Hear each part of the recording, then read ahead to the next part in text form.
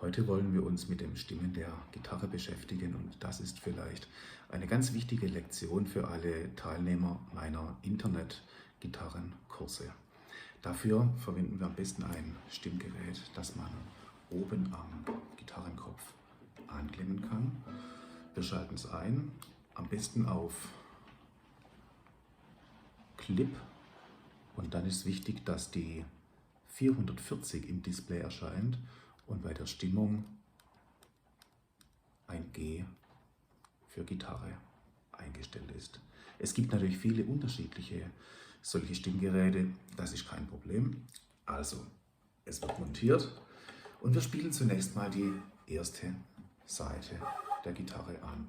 Das ist die untere, die nennt sich E, und natürlich muss im Display jetzt auch ein E erscheinen. Das war da. So, rot ist zu hoch, grün ist perfekt. Diese Seite geht auf die erste Wirbelschraube, die unten links ist. Wenn man höher drehen will, dreht man gegen den Uhrzeigersinn und tiefer im Uhrzeigersinn aus eigener Sichtperspektive, selbstverständlich. Die zweite Seite nennt sich in Deutschland H, im internationalen Ausland allerdings als B bezeichnet und deshalb steht im Display auch ein B. Wir gehen auf die dritte Seite. Die wiederum ist immer noch auf der unteren Wirbelseite an der Konzertgitarre, und zwar links außen.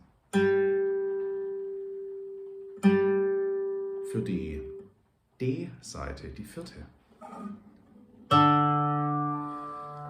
wählen wir die Wirbelschraube oben links außen, im Uhrzeigersinn tiefer, entgegen des Uhrzeigersinns höher. Wenn die gestimmt ist,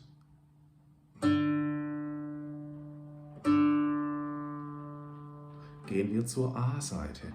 Die fünfte von unten, oben am Wirbelkopf in der Mitte, und die tiefe E-Seite, die obere Reihe, und zwar auf der rechten Seite.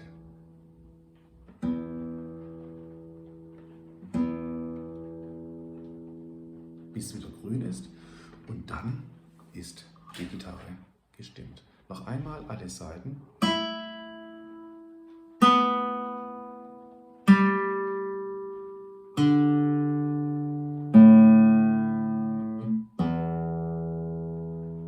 Viel Spaß!